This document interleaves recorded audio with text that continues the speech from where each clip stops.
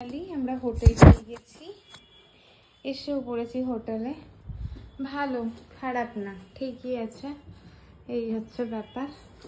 বাইরেটাও বেশ সুন্দর, ওয়াশরুমও বেশ নিট অ্যান্ড ক্লিন, সমস্ত কিছু, শাওয়ারের আলাদা জোন আছে।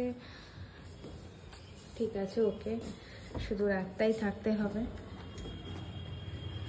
এই হচ্ছে ব্যাপার পুরোটা। শ্রেহান এসে বসে গেছে, আমি এখন ফ্রেশ হব, শ্রেহানকে ফ্রেশ করব। নর্মালি শ্রেহানের জন্য ভাত বানাতে হবে, অনেক কাজ আছে। চলুন করা যাক সব একে একে। এর মতো আমাকে টি কফি খাওয়ার জন্য সব সরঞ্জাম রয়েছে, তো সকালবেলা খাওয়া যাবে। শ্রেহানের জন্য এনেছিলাম চাল, আলুও নিয়ে এসেছিলাম, আলুটাও দিয়ে দিয়েছি। এখানে হচ্ছে ডাল দিয়েছিলাম, এনেছে, আমি ডালটা আর দিলাম না, ঘি দিয়ে খাইয়ে দেবো আলু সেদ্ধ ভাত। আর এখানে শ্রেহান আর শ্রেহানের ড্যাডি দুজন মিলে আরামসে শুয়ে আছে।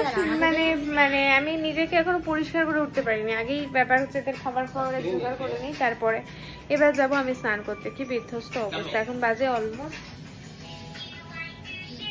10টা বাজতেই যায়। চলুন, এটা দেখবি একটু, আমি যাবো।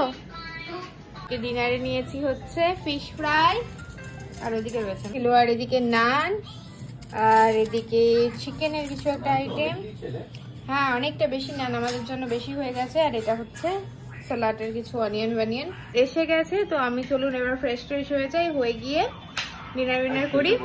তো আজকের মতন এখানে বাই বাই, দেখা হচ্ছে কালকে আবার নতুন ব্লগে। সকলকে গুড নাইট, বাই বাই।